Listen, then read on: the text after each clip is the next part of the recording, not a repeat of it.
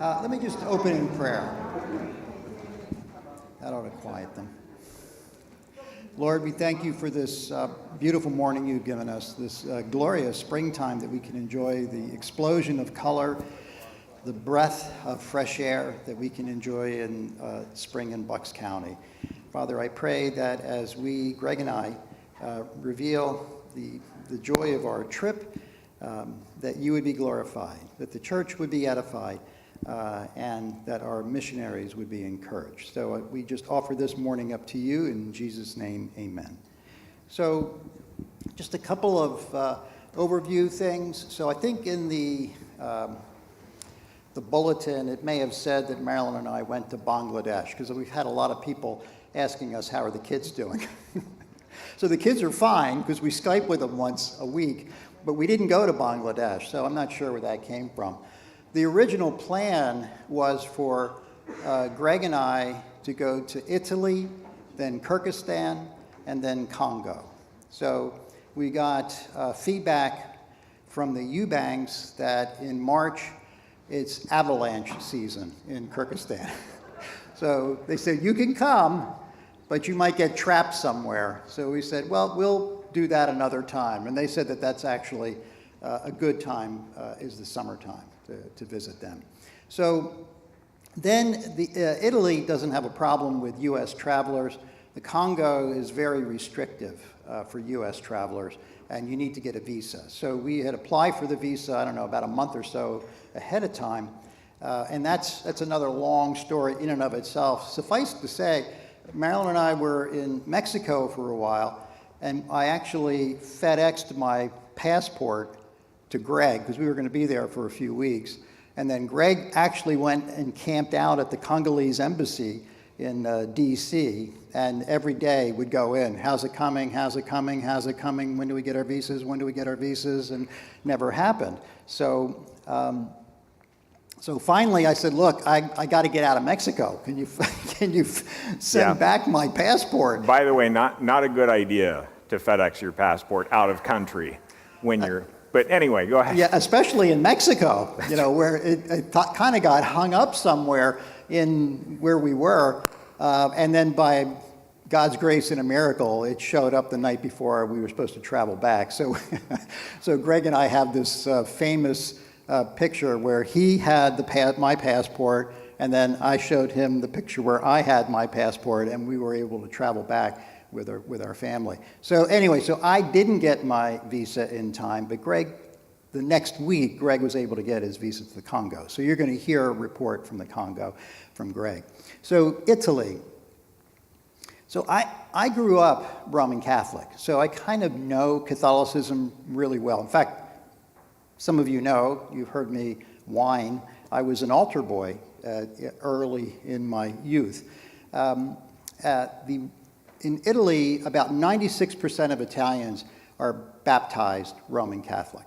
So its Catholicism is, I would say about 80% are practicing Catholic. So it's not like everybody who's baptized is a practicing Catholic, but we have the same thing in the Protestant faith. But I think it's 0.6% of Italians would consider themselves Protestant. So they're largely on an island by themselves. And they're isolated. And it's pretty well known where you are. Because if you're not in your local parish, then you're not part of the family, as they would see it, the family. So when the Aguirres first got there 30-some years ago, 34 years ago, do you remember, Keith, how long? It's been a while. It's been a long time. They've been in Italy. They were really on an island. And what happened was one of the local Protestant churches kind of adopted them. And so that was Otello and Mara. And I think if I see their pictures coming up, I think that's the Congo, I think. So, but they adopted the Aguirres. I think at that point, they had Jordan, was a Bambino, and the other kids had not come. Oh, there's my passport picture. Anyway, so that was really important because we think of Italy as a first world civilized country, and having been to Bangladesh and visited Chris, Heather, and the kids in a third world country, I know how severe the isolation can be to missionaries. And Keith has visited a number of our missionaries, and I know he has attested to this as well. It's hard. You know, your heart is in the right place. You want to serve God. You want to spread the gospel. You want to disciple. But really, you're in a new culture, a different language, different currency. Everything is different. And if you don't have support there, it can be very, very difficult. You know, think Bryant and Hannah Baker, who are now in Egypt, going through this exact moment that I'm describing. So fast forward 34 years, and the Aguirres survived that and thrived in it. And God used them very powerfully in that area. They are in Umbertide, which is Umbria. So Italy is kind of, it's got a north, central, and southern area, and then Sicily is the island that the boot is kicking. So they're kind of east central is where Umbria is. And it's beautiful. I mean, there's nothing bad about Italy if you like food and beautiful scenery and you know and romance. I mean, the music is beautiful, the language is lovely. It's, you know, it's all vowels, so everything just flows from off the tongue. So it's really wonderful, you know, to be there. But if you're there and you're not part of the Catholic Church, you're on an island, and they let you know it. So one of the joys for us was not just getting to talk to the Aguirres, but to live with them. So we stayed with them for a week, and so we broke bread with them. We went to their church with them, and they kind of took us around. They did a little bit of touring for our sake. We went to Perugia, which is one of these. I mean, everything in Italy is like 1,000 to 2,000 years old. So, you know, our history is a couple hundred years old. That's modern history in Italy, 200 years. They don't even talk about things unless they're 500 years old. So that was pretty incredible. But so, you know, the heart of the Renaissance was Florence. You know, everybody knows about Rome and the Colosseum and ancient Rome, and they're very proud of that history. They talk about it a lot. Not the Aguirres, but the Italians, that's what they talk about. They kind of cling to that. So for what the Aguirres had to do, and the way they did it as a very young family is a real blessing for us. And so, you know, we were able to get to know them a lot better. I mean, Marilyn and I have known the Aguirres for decades because they've been coming back and forth. Our church has been one of their sending churches and supported them for many, many years.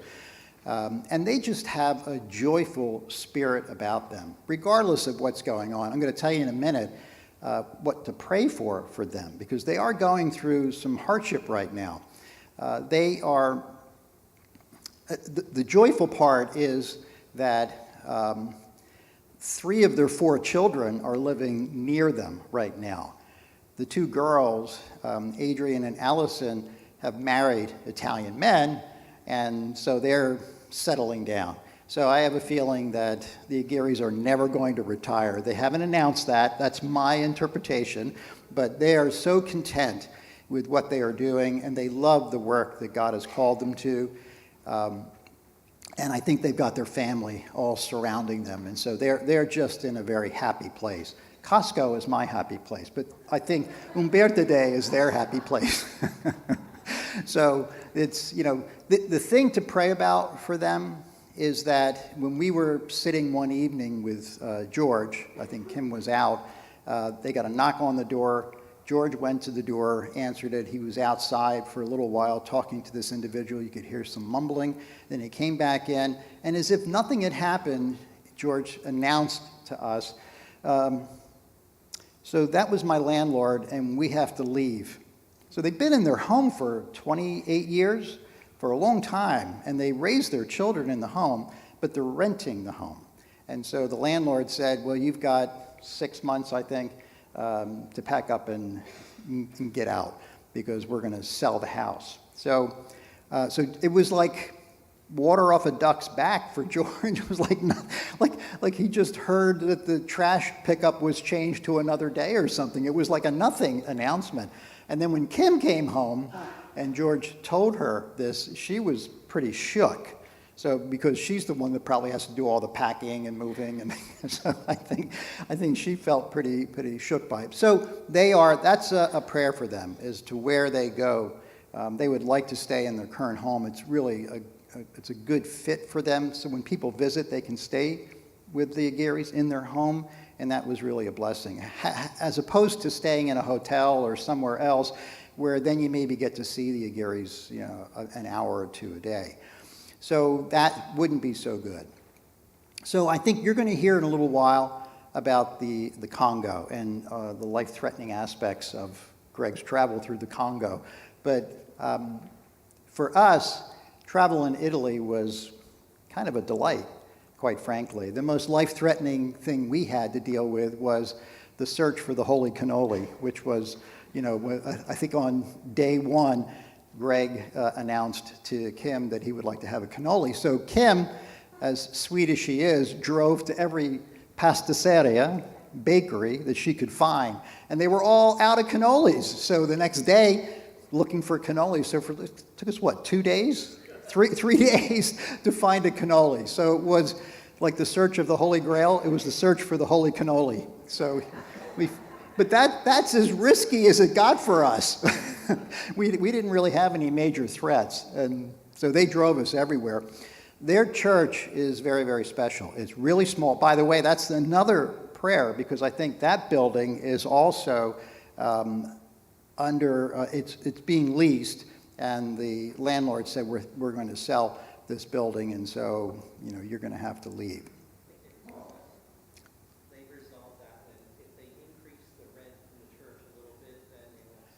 So Keith has gotten an update on that, and it sounds like they've come to some resolution that if they're willing to pay more, sound familiar?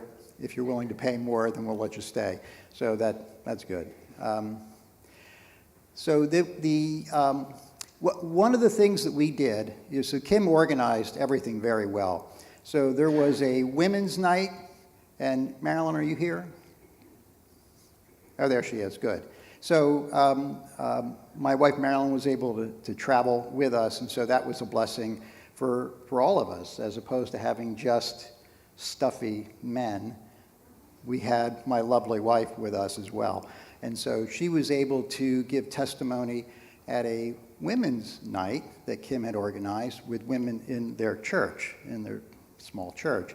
And so Marilyn would give her testimony, and I think Kim had a copy of the text, and she was able to translate. So Marilyn would give a statement, and then Kim would translate. And it was a real blessing, I think, for all that were involved in that. And then the following night, Greg and I were able to do something similar with a men's group from the church. And that was a real blessing. So this really, it's an Acts 2:42 church, so it's small, it's foundational. I mean, we're talking about 15, 20 people at this point, something like that.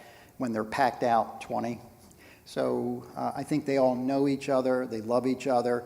They're on the island together, in Italy, where it's a sea of Catholicism, and they're living on this little island of faith. And growing up Catholic, I know that if you ask any Catholic why they're going to heaven, the answer is, because I'm a good person. I'm going to go to heaven. And so that is false teaching and really heresy, and it's anti-faith, it's anti-atonement, it's anti-resurrection, it's all the things that we hold dear. So, and it's what Scripture dictates. So it really does not embrace the gospel, I think, Catholicism. And those are the teachings, and they're very confused. So it's difficult to get around that. And so most Catholics would tell you, yeah, I'm okay. I'm not an axe murderer, so I'm probably going to go to heaven. And so they're grading on a scale, right, on the curve. Remember your old teacher's curve? So but it's not, it really is not the gospel at all. And so it's hard to penetrate that. That is a thick wall, centuries, maybe millennia old, and generationally, this is what's passed down. And so, while you're enjoying your pasta, you've got to kind of deal with this heresy that's out there, and it's hard to kind of get through that. In Bangladesh, if a Muslim converts to Christianity, it's an epic event, and oftentimes the families will disown them, and they're out. So all they have is their church body. That's it. And there's all sorts of threats that go along with that. You can lose your job, lose your stature in the community. It's not so different in Italy as well. Even though we think it's a civilized first world country, these people who convert to this Protestant way of thinking are really isolated, and it's very difficult for them. So the history is spectacular. We were able to do some, after we visited with the Aguirres, Marilyn and I, and did a little touring in Florence and Rome, and it's just amazing. But the church is everywhere. All the great classic master artists and sculptors, all they're doing are biblical themes, because the church owned everything, and still does to a large degree. So the Catholic Church is everywhere, and it's hard to get away from it, and you can't. So I think the real joy for us was to live with them for a week, to really break bread with them, to get to pray with them. One of the things that took a little getting used to is, Marilyn and I are used to having dinner between 5:30 and 6. They don't have dinner till like 9 o'clock at night. And we're in bed at 9 o'clock, and that's when they start their conversations. And we were, for the women's night and the men's night, we were going strong after midnight, and a little jet lag didn't help either, I think. We were a little, head bobbing through some of that. But they were very gracious to us. So I think that we were certainly blessed to be able to spend time with the Aguirres. And I think given what they're going through right now with their housing situation, and I guess even the church facility, I think they were blessed as well. So thank you, church, for sending us. And it was, we went there to bless, but we were blessed, and I think that's exactly how it should work. So it was a really wonderful time of gathering.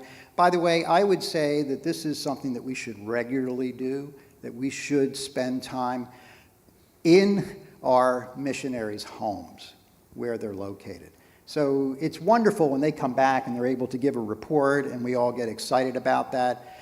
But a bunch of us in leadership have been a little nervous about the fact that our missionary pipeline has kind of dried up over the last few years. And so we have, how do you re-energize that? Well, it has to be the work of the Holy Spirit, obviously. You don't want to send somebody into a foreign mission field. You're going to hear about the Congo. You certainly don't want to send somebody into those types of environments unless their heart is for the gospel, for serving, because there are, in addition to the inconveniences, there are threats as well that they have to deal with. So it's very important. So that also would be my big ask for you as a congregation, to be praying that God will raise up individuals, men and women, who would be willing to kind of leave their home and go into a foreign mission field. By the way, a foreign mission field for us is Philadelphia. Right? So we have missionaries down there that we support, and there's a great need there. I remember when Chris and Heather said, we're going to Bangladesh. I said, what, Bangladesh? I said, we need work in Kensington. Why don't you just go to Kensington and help out? So, nope, God's calling us to Bangladesh. So, all right. Anyway, so it was a very rewarding trip for us, and I think for the Aguirres as well. And so, Greg, why don't you come on up and share?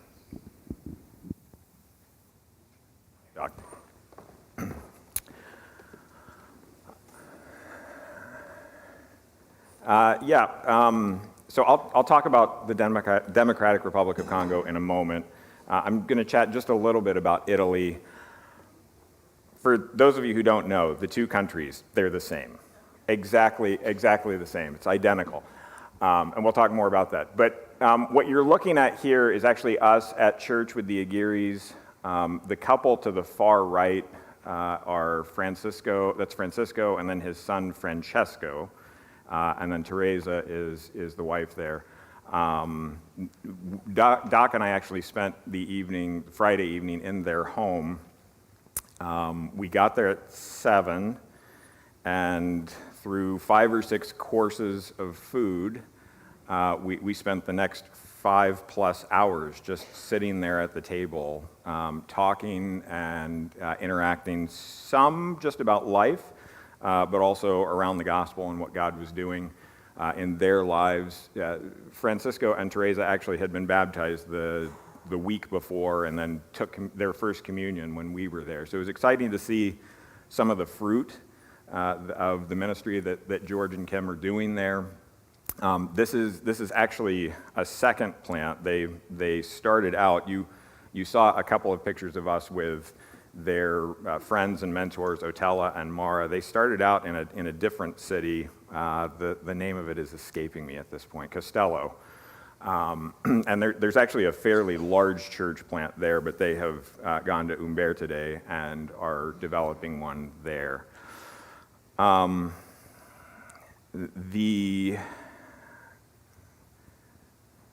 thing that I would say most impacted upon me while I was there, I was having a conversation with, and I guess Lorenzo is not up there. I was having a conversation with Kim, and for those of you who don't know, Kim is the one that's standing directly to my right, and then George is hiding behind her.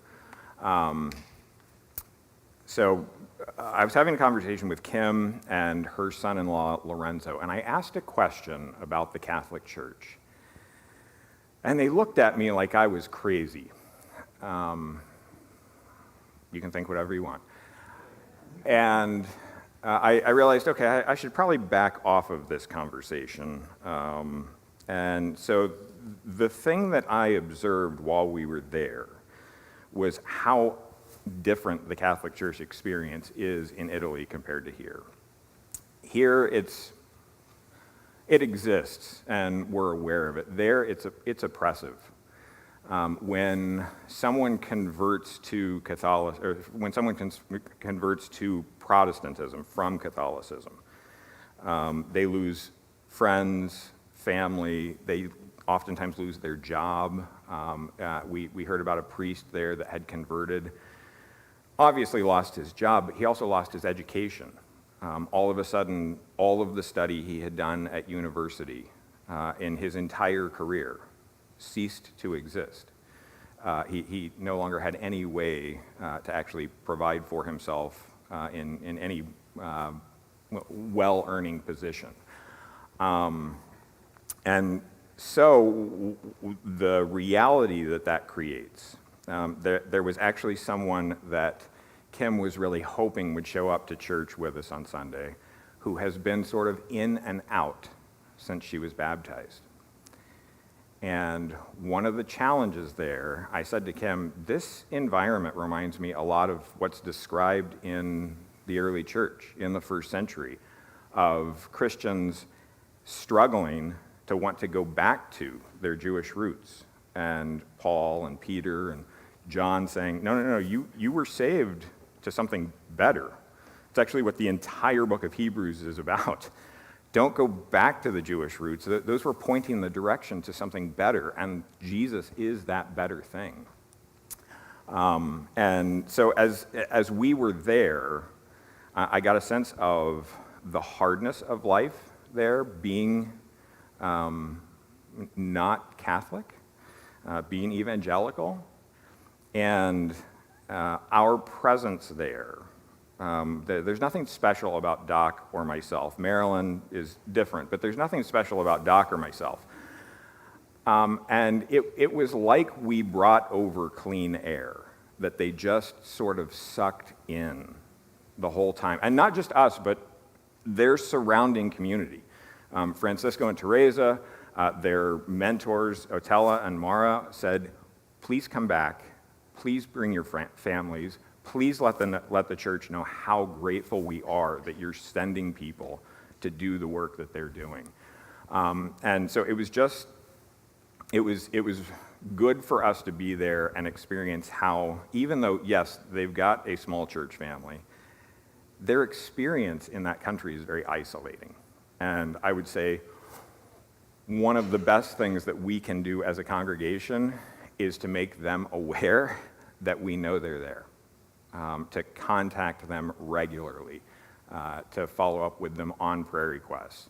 If you're not part of their email prayer chain, hop on it. If you don't know how, just email Renee, and she will get you connected. All right, let's talk about Congo. So John, go to the plane. So that is a Cessna Caravan. That's how I got from Entebbe, Uganda, into Bunia, Congo. It's a 12-seater. I got to sit in the co-pilot seat, so that was pretty exciting. It was an hour flight from Entebbe to Bunia. So go to the next one, John.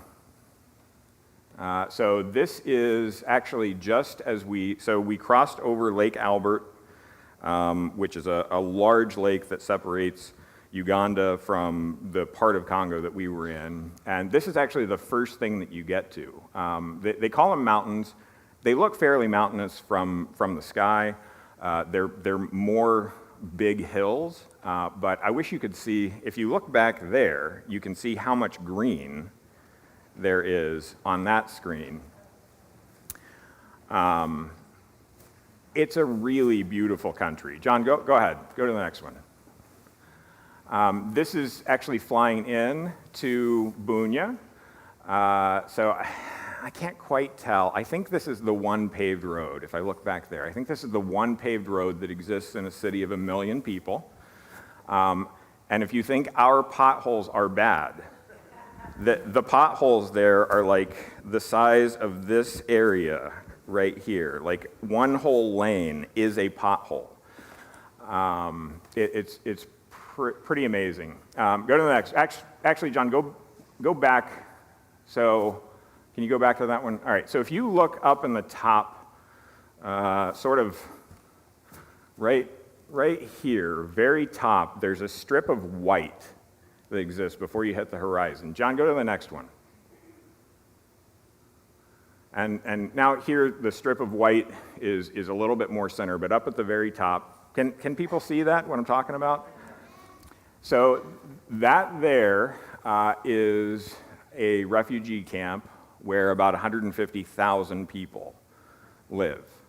I can't even describe to you how small of a space that actually is, but the diameter of the city is about 5 miles, and there are about 1 million people there. Now, that's actually a little bigger than the diameter that you would find in Manhattan. But the difference between Bunia and Manhattan is that Manhattan has many levels that go up. They don't. Almost everything there is a single-story building. There's almost no modern construction there. It's almost all bamboo stick built with mud that make for the walls. And there's just a ton of people everywhere, a ton of motorbikes that are taxis that go all over the place. There's one paved road. There are no lines, which means there's no lanes, right? So you just make use of wherever you can. Since they're dirt roads, they are generally not well kept. I was there at the beginning of rainy season, so that meant mud, potholes everywhere, things were washed out. What do we have next? All right, so this is the airport terminal. That's it, that's the whole thing. I would guess that the whole thing is about the size of the sanctuary. That's their airport. When we pulled in, there was another Cessna Caravan parked there on the taxiway. There are no commercial jets that go in there. It's a tiny little place, and in order to get through security or immigration there, we were asked for a bribe. We didn't end up needing to pay it because we were walked through by some of John's friends. But yeah, that's it. That's the terminal. What do we have next? Yeah. So, and you can just keep going through these, John, every 5 seconds or so. Tell you to stop. So you get some of the things you anticipated. You see a lot of women carrying really large things on their heads. I asked one of our guides that took us around if he had learned to carry things on his head, and apparently the men don't do that. So I kept teasing him about it, but he never told me why. But yeah, again, you see some of the beauty of the country. If you look back there, you see more of it. But this is a bit of passion fruit. So we had that almost every day. We actually had quite a bit of fruit while we were there. I don't remember exactly what it's called, but it's some sort of a slimy green thing with seeds in it that you just sort of scoop into your mouth and swallow. You're not supposed to bite the seeds. It's actually pretty delicious. I know it doesn't sound appetizing, but it's pretty good.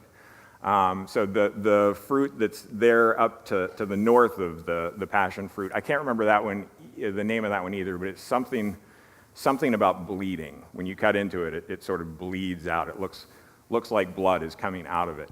They were like, here, eat this. It's delicious. Okay. This was one of my favorite experiences, just in terms of the culture. We were in a car headed to a part of the city. We made a turn over a ditch. There was some plywood spread over the ditch, and our driver missed with his right front tire. And we went into the ditch, the chassis of the car laying on the ground. And I thought, well, this will be interesting because I can't imagine they have tow trucks here. And within about 15 seconds, all of these guys came and circled the front of the car and started shouting in Swahili at John Hampshire, "You're going to pay us a lot of money. You're going to pay us a lot of money." And apparently John replied back, "I'm going to pay you some money." And so they in less than 2 minutes, had us lifted out of the ditch and on our way, and John did give them some money. So this is the lovely woman that was working in one of the open air markets. I bought Amber some sort of a wax print, something or other. She was very excited about it. I still don't know what I did, but it was something good. And then another lady carrying something on her head. You'll notice, actually, in the background, if you back up, you'll notice walls, fairly high walls. Just note that as we keep going. All right, so here's one of the dirt roads on a muddy day. This is actually a really well-kept muddy dirt road. But you'd see, particularly when it was raining, the mud became sort of like ice, and you'd see people slipping. You'd see the motorbikes go down. You can see one of the motorbikes there up on the right. Go ahead. Yeah, so this is their grocery store. They have a number of these markets, but what you see in the picture there is the grocery store. That's the whole thing. That's not just the deli section. That's the whole grocery store. They do have a modern grocery store that just went in a year or so ago, and I would say that it's about the quarter the size of an Aldi. But it has the stockings that you would find at Walmart. So it's got groceries, sort of, but it's also got dumbbells, and there was one dishwasher, and it had paintings in a store the size, about a quarter size of an Aldi. So tiny shops. Dirt floors, not a lot of variety. Go ahead, John. So this is where I slept. And I have shifted the pictures from the beauty of the country and the beauty of the people to life here is different and somewhat hard. I did not, I was told by my daughter, who was very concerned about yellow fever, that yellow fever is only carried by the female mosquitoes. So I stayed away from all of the mosquitoes that were in dresses while I was there and did not come back with yellow fever, but the net there was in large part one of the reasons why. Go to the next one. This is a pretty common fare in the DRC. What you see there, those balls, those are potatoes. There's rice and beans. To the right of that, there's a kind of a spinachy cooked green above that. It's sort of like spinach, sort of like collard greens, and then there's fish there on the left that was caught in Lake Albert. So they tend to eat quite a bit of fish, but the staple aspect of their diet is all the other three things, and more rice than anything else. So they don't eat a ton of variety. We went to a restaurant. I don't have a picture of it in here, I don't think, but we got a plate that was roughly this big, that was just covered with tons of rice and a little bit of beans. And John and I commented that we'd really like the inverse of that. Many more beans and a little bit of rice. But they get a lot of rice, because that's the one thing that they have plenty of. And that cost us 75 cents. And so the three Americans that sat at this restaurant that was a makeshift place with a dirt floor, and they had found just sheets of metal that they had set up as walls. And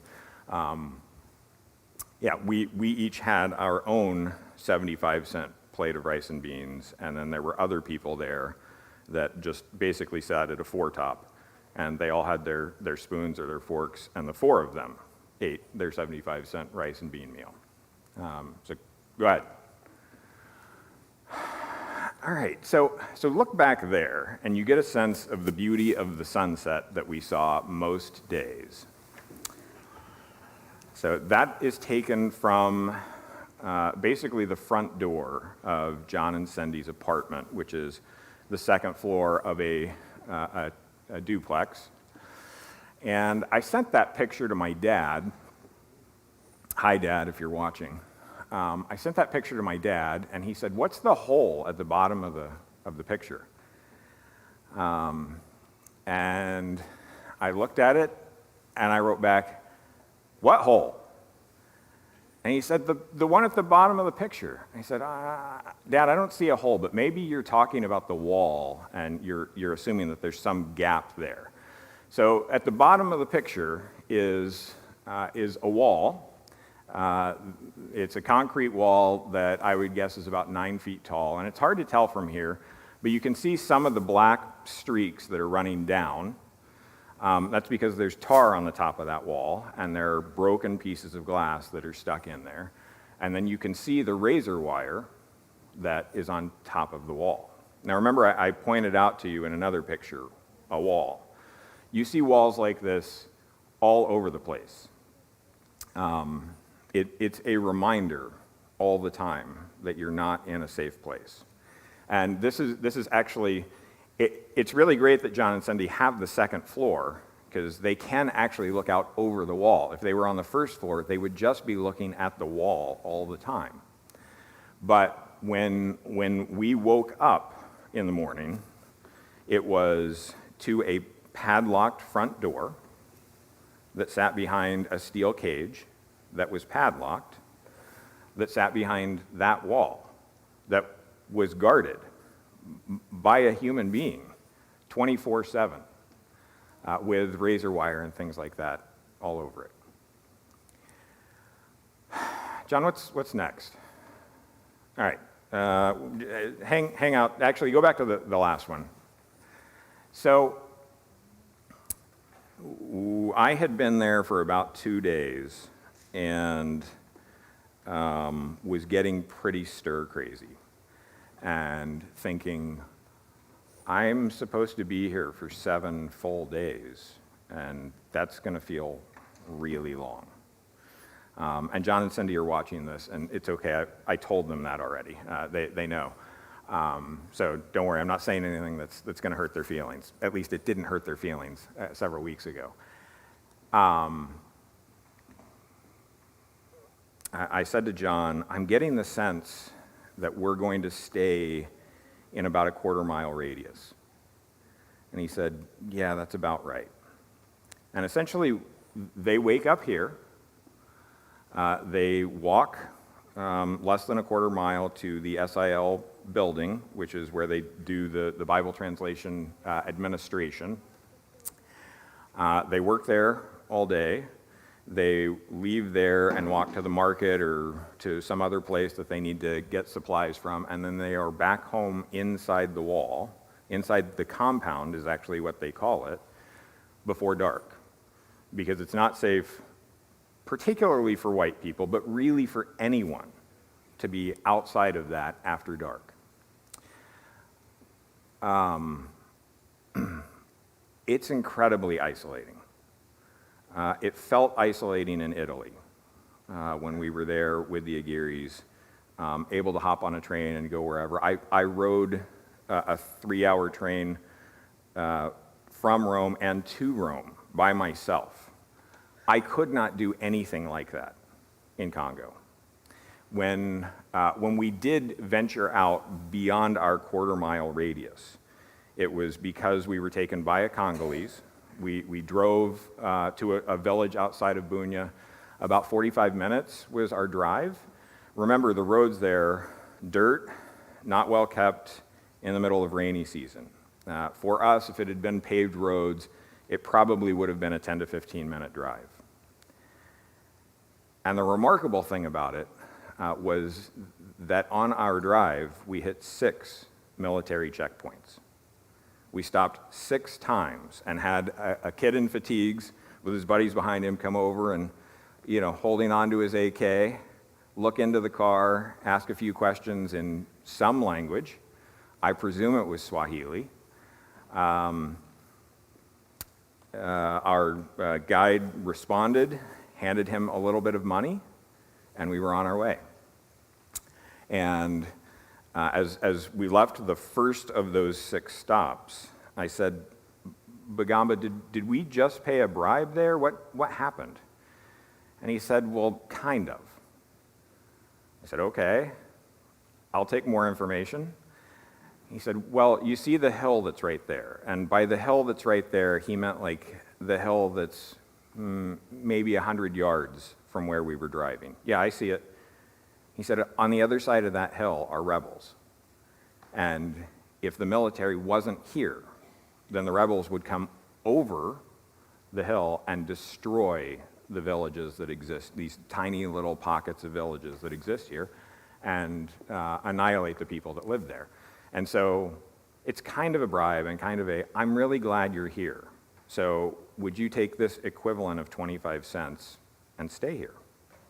And so we hit 6 of those, but we couldn't have even traversed that, what for us would have been a 15-minute drive, without someone that would navigate all that for us. I don't have any pictures of the military checkpoints, because that would have gotten us arrested. They would have wondered why the Mzungus, the white people, were taking pictures of the military. So it's hard. It's challenging. There's nothing easy about life there. I didn't take any hot showers, and the reason I didn't take any hot showers because they didn't have any electricity. John said early on at one point that it's rare for them to have water, electricity, and internet all at the same time. And one of the things that I found breathtaking about the experience of our missionaries, and I know if they're watching live, they'll say, well, see, we're not always that way. their contentment in the face of what is generally a difficult experience was remarkable. It was breathtaking to watch. Amber and I went to breakfast yesterday and then to Costco because we knew it would make Doc happy. And I said, as we were getting to Costco, I said, everything about our day to this point has been easier than it is for the Hampshires. And she said, well, what do you mean? I said, well, we drove on paved roads. We had someone make us our breakfast. They make everything there from scratch. Friday nights are pizza nights, and they roll out their own dough and pound it and everything. We didn't filter any of our water. We didn't use any of our filtered water to brush our teeth with. We went outside of a quarter-mile radius without thinking at all, is this going to be safe? That we were able to do all of those things without even considering it is something that John and Cindy aren't able to do, and really none of the Congolese people that live in Bunia are able to do.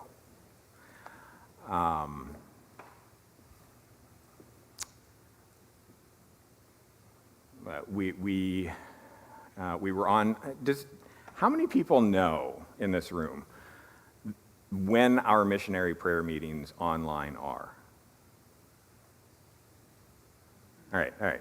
Put your hand. How many people didn't know we had missionary prayer meetings online?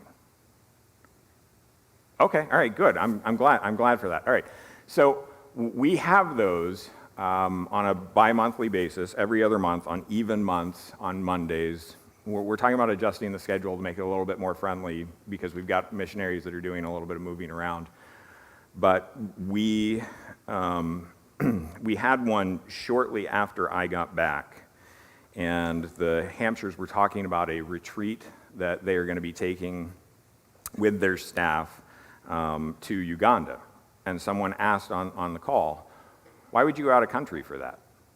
And I said, I can answer this one. I know the answer to this one.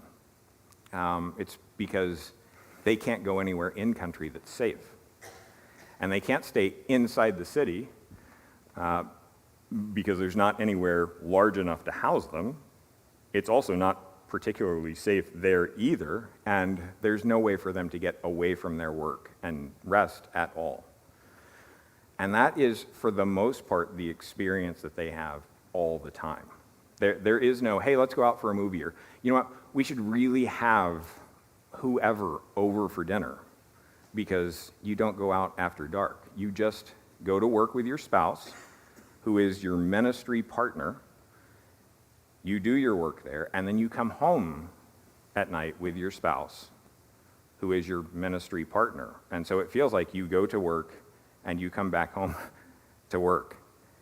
And there's not a lot of experience of being able to get out and do things, or relax, or rest, or Sabbath. John, go back to the last one. Here you see more walls and dirt road. This is the church bathroom. Looks a lot like ours, right? I know you guys are feeling like, I've seen this before. Yes, we have one right over here, actually, just right off the gym. So you can see you can see the bamboo construction of the horizontal pieces there that are hitting the larger studs. They create that structure, and then they just cake mud in there until it dries and is sufficiently thick to function as a wall. And then the hole in there that's the toilet. But that is actually the construction of most homes and buildings. John and Cindy's place is more modern, certainly more modern than that, but most of the homes there are constructed with that, and then you've got some piece of scrap steel that's on the top there. All right, next. There you see some of the potholes. I should have gotten better pictures of some of the roads, but I didn't. All right, next one. All right, so this is the compound wall for the SIL office. SIL is Summer Institute of Linguistics, and it's sort of the same as Wycliffe and sort of not. But they do Bible translation work. So you'll notice compound wall, concrete, razor wire on top. They don't have any broken glass stuck in the top, so that's a plus. Next picture is the office, main office building. This is where they do the administration for Bible translation work. Keep going. So these are a couple of older gentlemen. They're in their mid-60s. They call them consultants. They are language wizards. Essentially, they're the ones that do the final check of any translation work that is complete and say, yep, this is good to go. They are both pastors. No one there has one job. These guys are pastors in their church, and they're also full-time consultants. There's a guy that I met there, and I think there's a picture in the slideshow, who is the chair of the translation department at the university that SIL sends teachers to in order to train Congolese to actually do translation work. So he does that. He is a pastor of his church. He is planting a church, and he also cares for a couple of additional orphans in addition to his own children. These are literacy people at SIL. So the woman there on the left is not Congolese. She's Dutch. There are a fair number of Dutch expats. They all have a wonderful sense of humor. So I really appreciated the Dutch while I was there. And then you've got my 3 Congolese buddies there. They work on literacy with certain language groups who have not ever seen their own language in writing. And so they have to teach them how to read their own language in order to read the scriptures. Go ahead. All right, so this is Cindy there on the left, and actually her boss, who handles all of the financial aspects. So those are the bean counters. No offense, Ron. All right. This is John. He wanted me to be sure and show you a picture of him doing actual work. So he does have an office. The mayor of the city, who is also a military general, has his office right across the street from the SIL office. And when he comes in every day, there is a bugle that plays fanfare, letting people know that he is there. John has tried to get the same thing at the SIL office, but has been unsuccessful to this point. That's actually the response he gets from the rest of the staff. They just laugh at him. Yeah. So, all right. So these guys are in linguistics, and they do much more than this, but I will boil it down to they get the very building blocks of languages and make decisions about grammar, alphabet, characters, those types of things. Okay? There's me with John and Cindy. They're on the compound. All right. Keep going. All right, this is Bagamba. That is he's our guide that took us through the 6 military checkpoints. Just as a side note, you would expect, or I'll say this, I did not expect the level of education that I found amongst the Congolese at the SIL office there. Bagamba has a PhD in linguistics. And I said, where did you do your study, Bagamba? And he said, well, I did university in the southern part of the Congo. And I said, okay, yeah, but where did you get your PhD? Oh, I got it in London. Yeah, at Cambridge. So the picture of me with the 2 consultants, Choro on my left, also has his PhD. There are a number of people in the building that have their PhD in various aspects of linguistics. So it is, in many respects, a third world environment, very primitive. But in terms of their education, they're remarkable in what they are accomplishing. All right, go to the next one. There's an action shot. That's actually right, that's for Maryland, Hampshire right there. So Maryland, Hampshire wanted a picture of me on John's motorbike. So you're welcome. Yeah, all right. Okay, this is John and Cindy. This is Friday night pizza night. Every Friday night is pizza night. So this past Thursday night, I actually was thinking through, it's going to be pizza night tomorrow for John and Cindy. We didn't have pizza, but one of the things I really like about this picture is you notice that the pizza is almost the same size as their stovetop.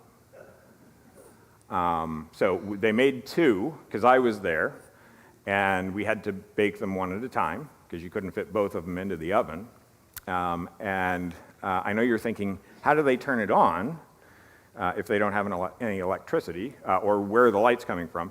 So solar power powers the lights and the internet, and that's about all it will do. And then the stove is gas, so they actually have the propane tank sitting right there next to the stove in the house, which is totally safe. Yep, yep. All right, next one. All right, yep, this is Kabachungu, is there over John's shoulder. And his wife, we had dinner there my last night there, and Kabachungu is actually, he's the one that has the PhD and is the chair of the translation department at the university, and church planner and pastor and all kinds of stuff. So their work ethic there, it's better than ours. Yeah, all right. It's hard for me to pick out a highlight, like the highlight, but these guys were one of them. So the guy in the orange shirt is a pastor and kind of the leader of this translation team. They are working on translation for the Venuma language, and they were from a village called Chabi, which had about 30,000 people in it. Several years ago, rebels came through and destroyed the village and killed off about a quarter of the people. And many of their people are living in the refugee tents that I pointed out earlier. And they are displaced, working in Bunia. They were working on translation for the Venuma group before they came. And after experiencing the horrors of warfare and all of the difficulty and frustration of being forced from their homes, which is not adequate enough language, they found this kind of shack. There are 5 desks in a space that's smaller than my office. Dirt floor. They sit there in dingy light. I wish that it actually looks pretty bright in that picture there, because the Google algorithm in my camera brightens it up for me. I wish I could show you how, I mean, dingier than the sanctuary. Okay? Really dingy, almost discouraging environment. And yet, they are in the midst of that, working night and day to translate. And I said, what are you guys translating? They said, oh, we're translating 1st and 2nd Peter. Oh, it's a good book. Those are both good books. Well, why are you translating those? Well, because our people group was displaced. And they're suffering in their walk with Christ, just like the people in 1st and 2nd Peter. And we thought, well, what better book could we possibly translate for them than one that has people in the exact same situation?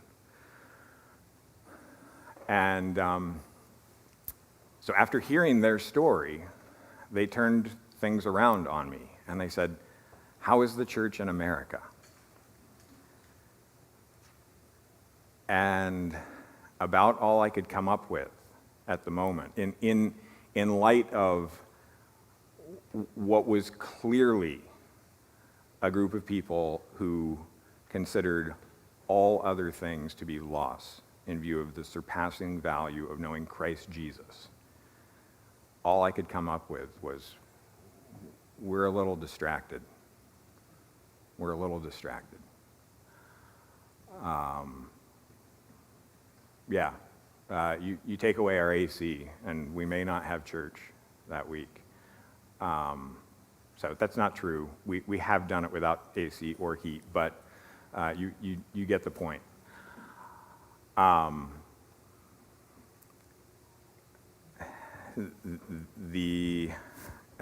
knew when I was flying in. The State Department had told me, if you get in trouble, we're not coming for you. The infectious disease specialist that I went to get my 6 or 7 vaccinations before I left spent 40 minutes trying to talk me out of going. Like even did the whole, you shouldn't walk barefoot anywhere because there are worms in the dirt and you can get the worms into your feet, and that was the least of the things that she talked about that I should worry about. Doc sent me a lovely article about a week and a half before we were supposed to be there, that the UN had suspended helicopter flights around and to Bunia, the place we were going to go, because they kept coming under heavy fire from the ground. I knew it was dangerous and difficult. It was more dangerous and more difficult than I knew and than I expected. Life there was so much harder. And yet, in spite of that, or maybe because of that, the church was far brighter than I expected finding.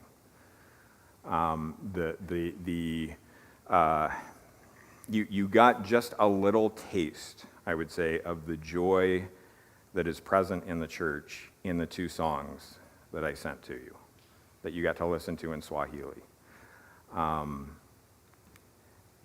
That is a dark, difficult, hard place in which our missionaries are faithful, but incredibly isolated. And in the face of all of it, the church is doing remarkable things. You know I'm not a crier. Holy cow, is that 10:09? Yeah, all right. Well, all right. We're just going to go right into baptisms. We're just going to go right into baptisms. Right, as you're about to talk about not being a crier, you have to notice the time. It's weird. That's right, yeah. I'm not a crier. Most of you know that. So I'm a highly emotional person. My wife can attest to that, right? Can I get an amen? I'm a highly emotional person, but I'm not a crier. And this may be actually the highlight for me. I think it was the first day I was there. I went to the SIL office every day. I hung out with the staff. It was electric to be around them. I missed them as soon as I left. I still miss them. If you guys are watching, I miss you. There is a large room, and I wish I put a picture in here. There's a large room in the main area of the office. There's a big cork board that has a large map of Congo on it with pictures of all of the various translators and teams and things like that.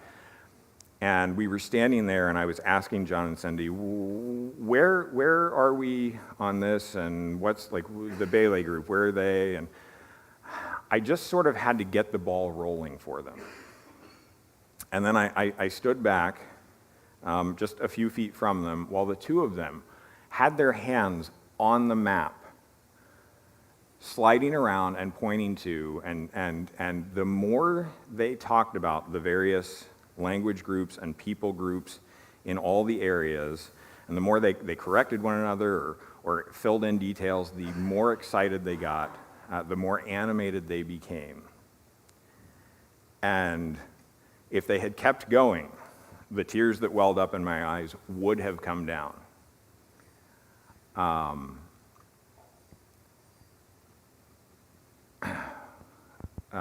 People in the Congo are, of the million people in Bunia, there were about 35 white people.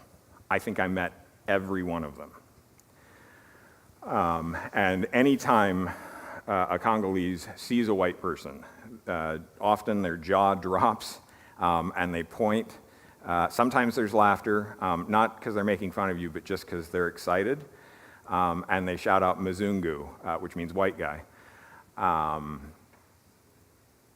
And particularly if you're from America, and particularly if you are a pastor from America, you are a celebrity. I mean, it is something remarkable that someone from America has taken the time, made the effort, risked life and limb to come be there. And I kept feeling embarrassed because they were the giants. They were the ones that were blessing me and that were teaching me what it looked like to live for Christ. They were the ones that were changing me, not the other way around. And I don't even know how to put into words how beautiful it was.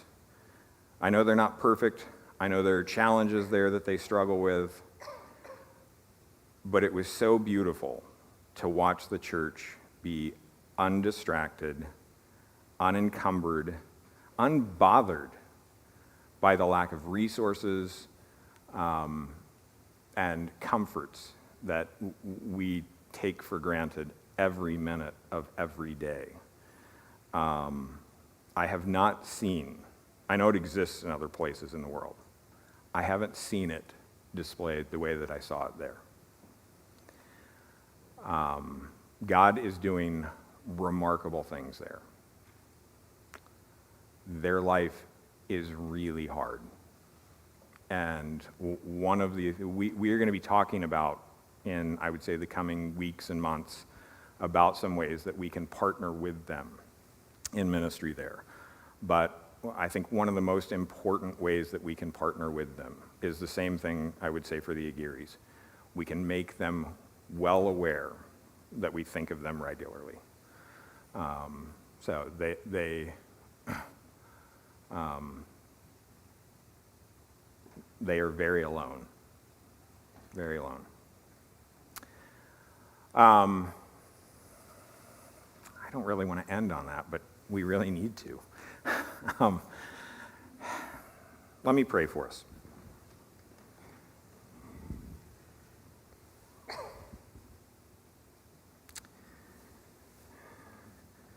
Father, it is right for us to do all the things that you tell us it's right for us to do because you do them, because you think them, because you live them.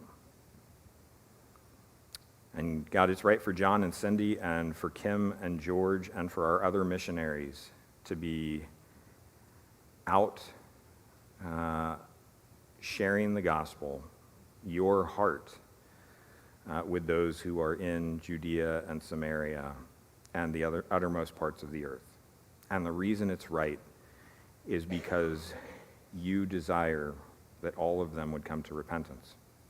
Your heart is for the nations, not, it's never been just about one people group. It's always been about every language, tongue, tribe, nation. And Father, I pray for security and protection and health for our teams. But more than that, God, I pray for their endurance to continue to make Christ honored in their lives and bodies. Lord, give them strength and contentment to continue to engage in obedience.